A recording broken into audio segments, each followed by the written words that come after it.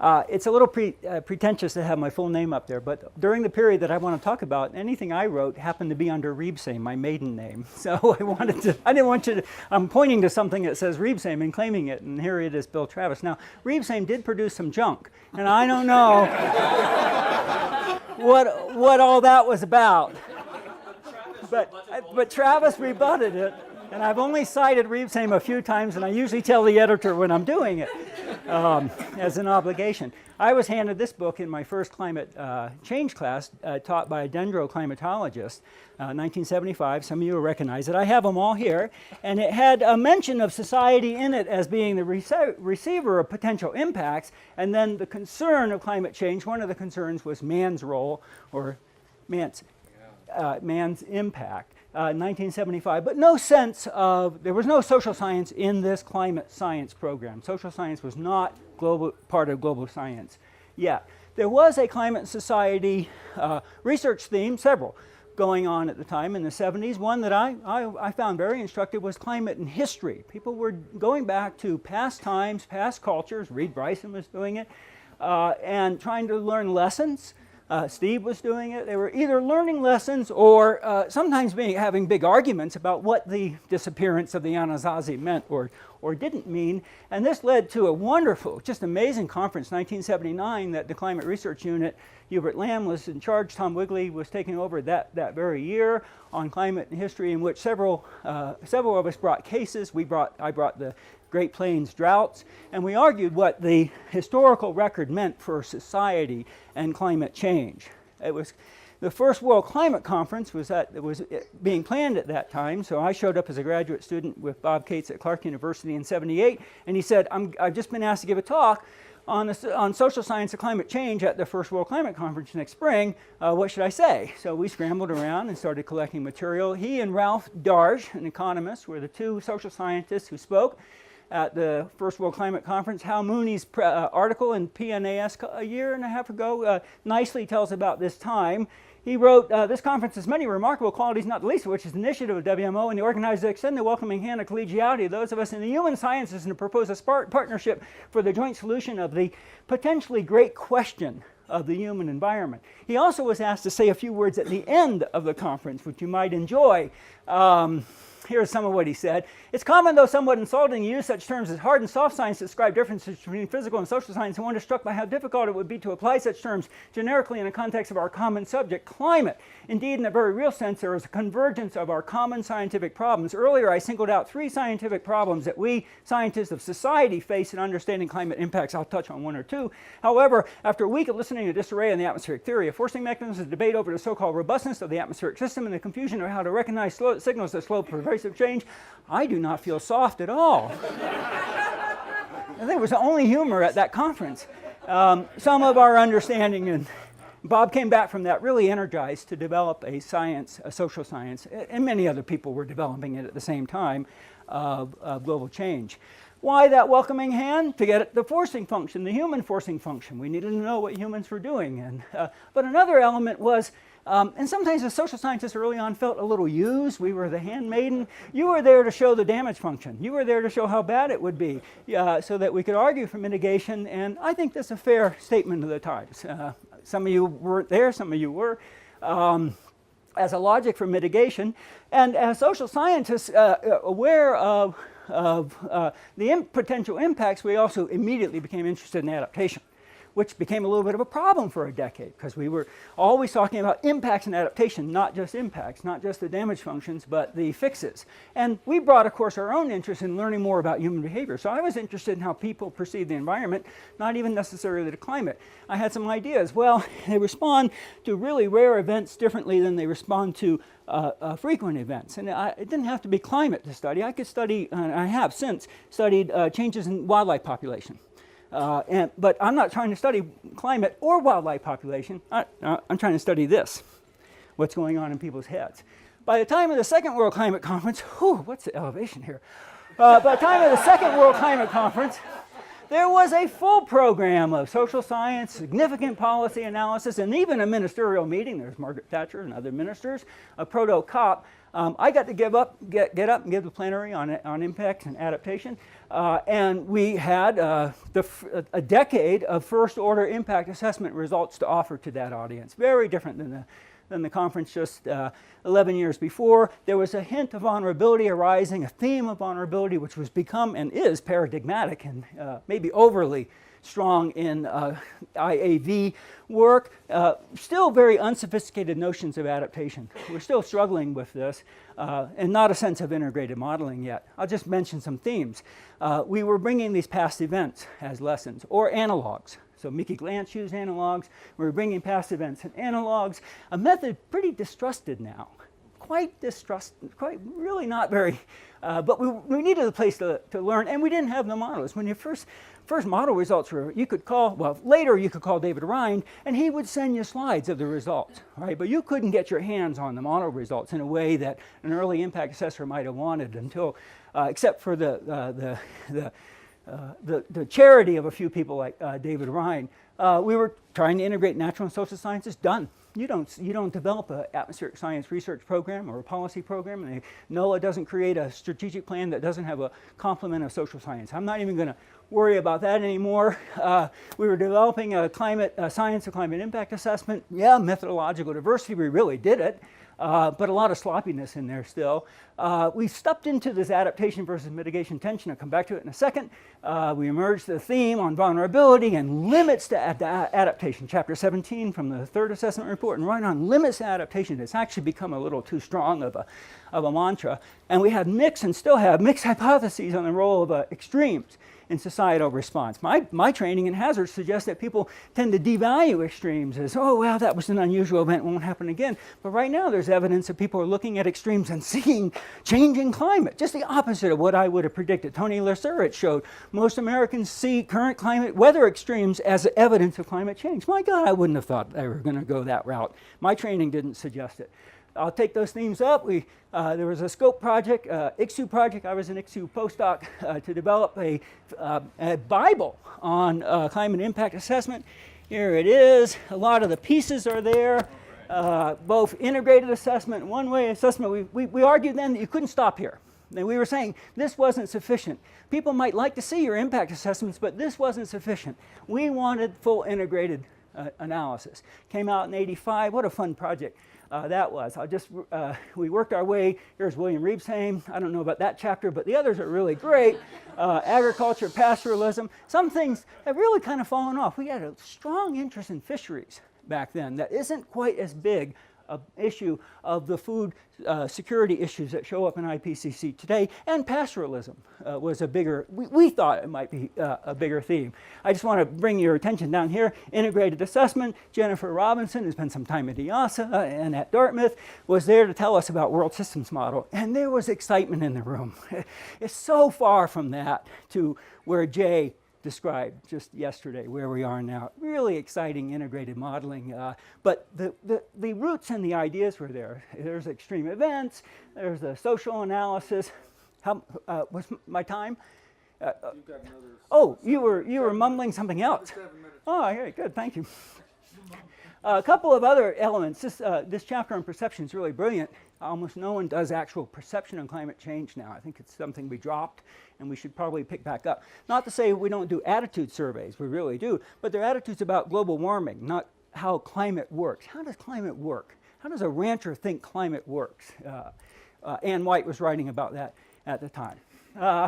A quick moment, the 1988 conference on the changing atmosphere in Toronto. I just want to say this, I'll use this to illustrate the tension between adaptation and mitigation. Yeah, I got it personally. So I'm on the back of the bus and we're going to the CN Tower for the nice reception at the top with all the ministers and everything, really exciting times. And John Fire is sitting next to me and he turns to me and he says, Bill, this work you're doing on adaptation is a problem.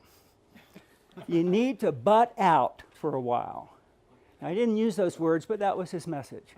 Because we're going to achieve an agreement, a mitigation. There was a lot of excitement. If you don't believe me, here's one of the organizers interviewed 25 years later about the conference, and one of the surprises, he says, I think we were far more optimistic action be taking place.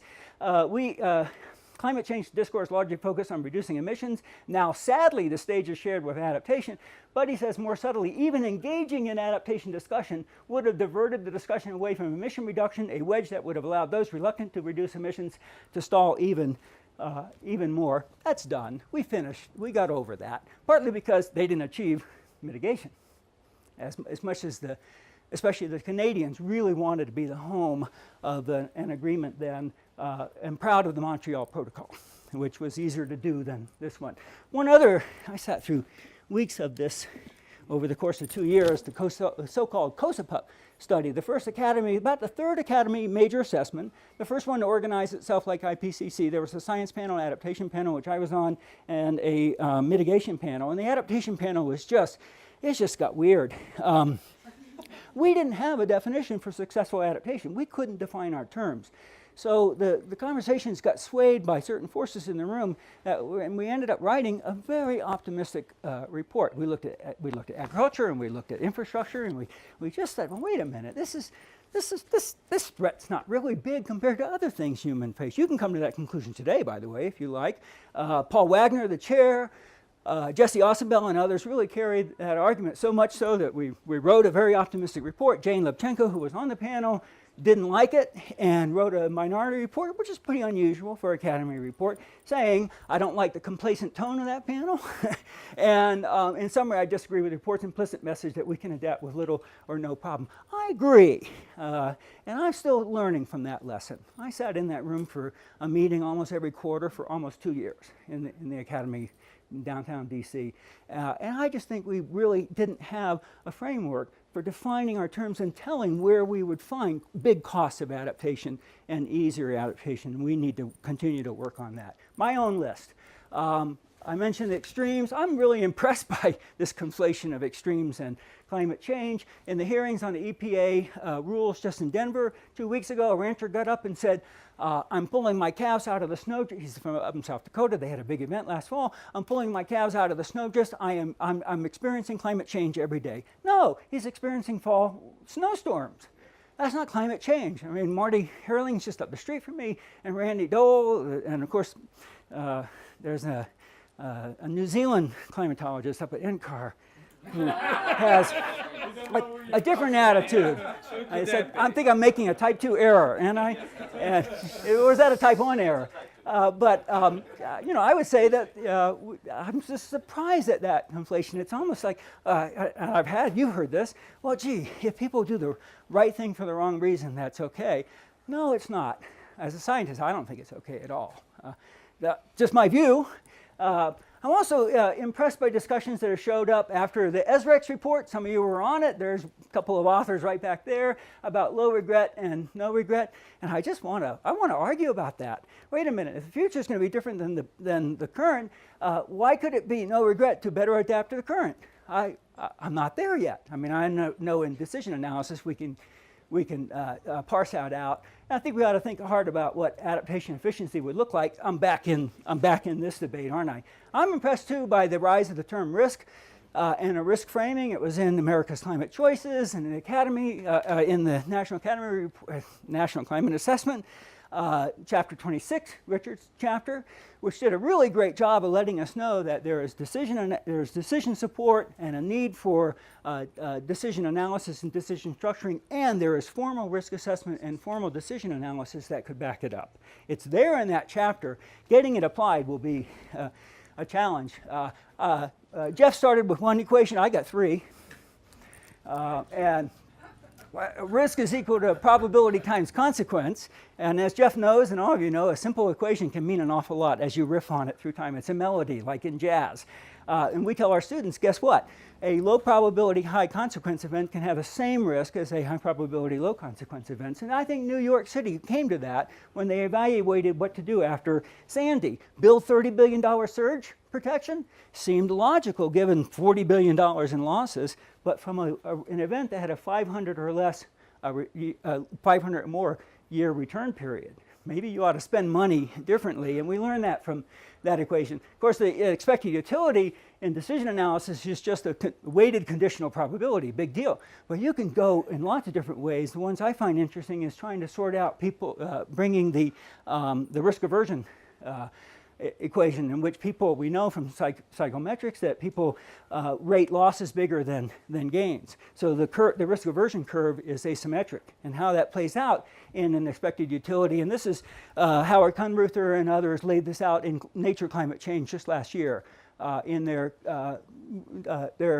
short but thoughtful piece on bringing risk and decision analysis into climate change. I'm going to do it in my own work. I'm just going to give you 60 seconds, and that is that how would these farmers in North Dakota, which is a warming place, and they know it. This was on NPR just 2 weeks ago. It's getting warmer there, and the farmers know it. They don't think it's, well, they won't attribute it to global warming.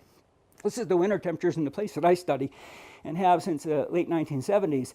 And they're switching this corn and winter wheat. Winter wheat is not grown in this area because it can't stand the winters of North Dakota. But since it's warmer and it pays more, they're growing more winter wheat. But look at those cold spells. These years will kill your winter wheat. Blam, blam, blam. 2014 was also, what should you adapt to? It's a classic risk question, and it can be asked. I'm just gonna, I won't use that model. You know, you give a social scientist model, we get happy just like Jay does, because you can just run them and get all kinds of numbers. I just love getting those numbers.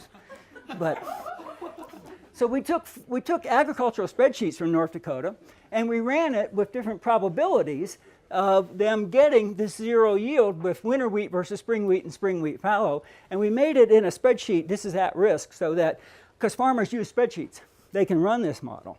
And we can start to think about, when do you adapt? When does it make sense? Do you adapt too early, too late? We have the early adopters.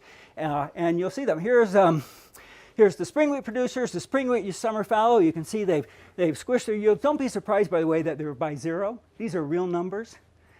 2,000 acres of wheat in the spreadsheet that farmers use.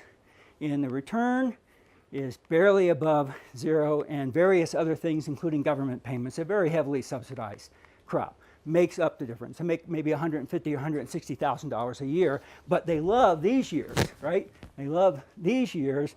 I don't like this year's. This squishes it. Here's a winter wheat with different probabilities of not making it through the winter with or without an insurance program. There's not an insurance program now. You can't have insurance on winter wheat because you shouldn't grow winter wheat in North Dakota. Some are, and they do it without insurance. So we ran the model so that an insurance scheme started to develop as well, and started to compare. Ask this question, when is it time to adapt, which I think is an important one. And by saying, when did I decide I was a social scientist? I worked for 5 years on a cloud seeding project run by Joanne Simpson, my boss for 5 years. I was an undergraduate, the first female PhD in meteorology, a woman I admire a lot and learned a lot from. And we were out in the sugarcane fields. We got to fly too, but most of the time I ran the field with my colleague. This is Alfonso. We ran rain gauges. And we had to go talk to these guys at Okilana. This is the place where they're recovering some of the Everglades, just south of Lake Okeechobee. We had to go get permission to put the rain gauges up. We ran a mesonet. Roger Pilkey Sr. was running his mesonet out there. We ran his instruments. And the guy told us, yeah, but where you put your instruments near my fields will affect how much rain they get. And when I flood my fields, that rain gauge will get more rain in it, right? Because there's a flooded field. Here's the muck, as they call it, the field in between. Here's our rain gauge. Now, what's he doing? He's expressing some notion of how the weather works. Now, probably he's not affecting the rain. Florida's pretty wet. The atmosphere is saturated most of the time. Here's Lake Okeechobee, where it rains less over the lake because the water stabilizes the lower atmosphere. Probably rains more over the dry fields. So he's wrong. His sign is wrong, right? He's got the sign wrong. I decided that was so interesting. That's what I wanted to study. Thank you.